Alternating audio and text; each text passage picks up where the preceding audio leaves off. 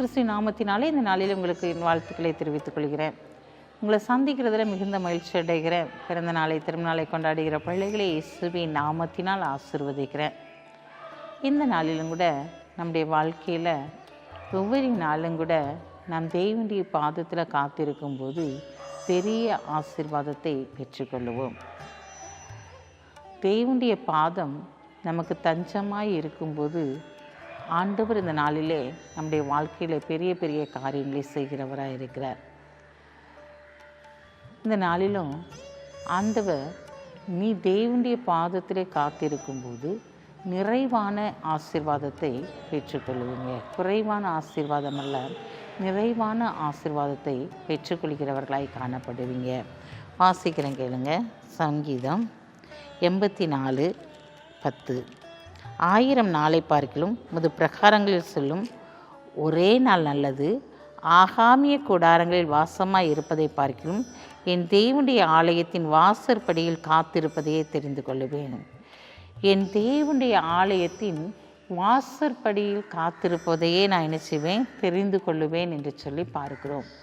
ஆம் பிரியமான சகோதரனே சகோதரியே, இந்த நாட்களில் தேவனுடைய ஆலயத்தின் வாசலிலே காத்திருக்கும் போது இந்த நாளிலே நீங்கள் பெரிய ஆசீர்வாதத்தை சுதந்திரித்துக் கொள்கிறவர்களாய் காணப்பட முடியும். சகரியாவுடைய வாழ்க்கையில் பார்க்கும்போது அவன் தேவனுடைய வாசற்படியில் காத்திருக்கிறவனாக, தேவனுக்கு பலி செலுத்துகிறவனாக, தேவனை ஆராதிக்கிறவனாய் காணப்பட்டபடியினாலே, அவன் தேவனுடைய பாதத்திலே தேவனுடைய வாசற்படியிலே காத்திருக்கிறவனாய் காணப்பட்டபடியினாலே அந்த இடத்திலே பார்க்கிறோம், உன் வேண்டுதல் கேட்கப்பட்டது, உன் விண்ணப்பம் கேட்கப்பட்டது, உன் ஜெபம் கேட்கப்பட்டது என்று சொல்லி அந்த நாட்களிலே ஆண்டவர் அவனுக்கு தரிசனம் கொடுக்கிறதை பார்க்கிறோம். இன்றைக்கும் தேவனுடைய ஆலயத்திலே நாம் காத்திருக்கும் போது, அவருடைய வாசற்படியிலே காத்திருக்கும் போது, இந்த நாளில் நாம் வேண்டிக் கொள்வது எதுவோ அதை நிறைவாய் அவர் கொடுக்கிறவராய் காணப்படுகிறார். ஏன்னா தேவனுடைய ஆலயத்தில் தான் அந்நாளும் போய் என்ன செஞ்சா, காத்திருந்து ஜெபிக்கிறவளாய் காணப்பட்டாள். அது நிமித்தம் அங்கு அவள் ஒரு கற்பத்தின் கனியை பெற்றுக்கொண்டாள் என்று சொல்லி பார்க்கிறோம். தேவனுடைய ஆலயத்தின் வாசற்படியிலே காத்திருக்கும் போது, தேவனுடைய பாதத்திலே காத்திருக்கும் போது தேவன் ஒரு நிறைவான ஆசீர்வாதத்தை நமக்கு கொடுக்கிறவராக இருக்கிறார். பிரச்சனைகளா, போராட்டங்களா, கண்ணீரா, நெருக்கமா, எல்லாராலும் நிந்திக்கப்பட்டு அவமானப்படுத்தப்பட்டு நிற்கிங்களா, தேவனுடைய பாதத்தில் அப்படியே விழுந்து நீங்கள் கெஞ்ச ஆரம்பிங்க. ஒரு நிறைவான ஆசீர்வாதம் உங்களுடைய குடும்பத்திற்குள்ளாய் கடந்து வருவதை பார்க்க முடியும். இந்த நாளிலே எல்லாராலும் எள்ளி நகைக்கப்படலாம், ஆனால் அவர்களுக்கு முன்பாக உன் தலை உயர்த்தப்பட வேண்டுமானால் இந்த நாளிலே நீ செய்ய வேண்டிய ஒரே ஒரு காரியம் தேவனுடைய பாதத்திலே காத்திருக்க வேண்டும். ஆடு மேய்த்த தாவீதை தான் ஆண்டவர் ராஜாவாய் உயர்த்தினார். எப்போதும் தேவனை ஆராதிக்கிறவனாக, தேவனுடைய பாதத்திலே காத்திருக்கிறவனாய் காணப்பட்டபடியினாலே இந்த நாளிலே அவன் ராஜாவாய் உயர்த்தப்பட்டதை பார்க்கிறோம். ராஜாவுடைய அதிகாரம் உடைய கரத்திலே கொடுக்கப்பட்டது. இன்றைக்கு நீங்களும் தேவனுடைய பாதத்திலே காத்திருப்பதையே நான் தெரிந்து கொள்வேன் என்று சொல்லி தேவனுடைய பாதத்திலே நீங்கள் காத்திருக்கும் போது தேவன் இந்த நாளிலே உங்களுக்கு நிறைவான ஒரு ஆசீர்வாதத்தை கொடுத்து உங்களை கனப்படுத்துவார். அந்நாளை கடாட்சித்தவர், சகரியாவுடைய வாழ்க்கையில் கடாட்சித்தவர் இன்றைக்கு உன்னுடைய வாழ்க்கையிலும் கூட எதை விரும்பி கேட்கிறாயோ, எதற்காய் காத்திருக்கிறாயோ அதை நித்திய சுதந்திரமாய் ஆண்டவர் இன்றைக்கு கொடுப்பார்.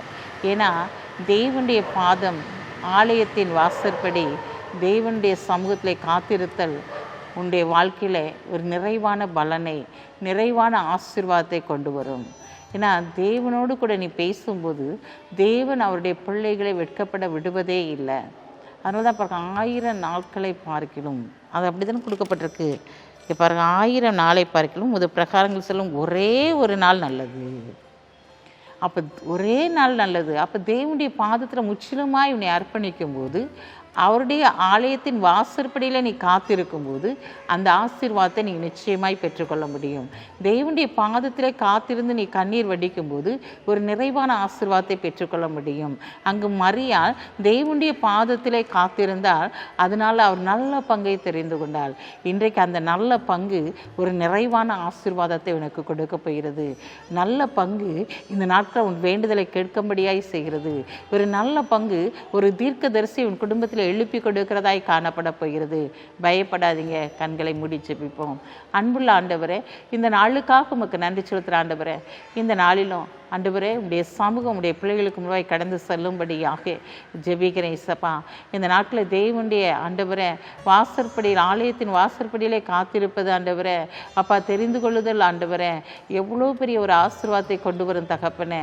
அப்பா, அந்த காத்திருப்பை உடைய பிள்ளைகள் சுதந்திரித்து கொள்ள, நிறைவான ஆசீர்வாதத்தை சுதந்திரித்து கொள்ள நீங்கள் உதவி செய்யுங்க இசப்பா.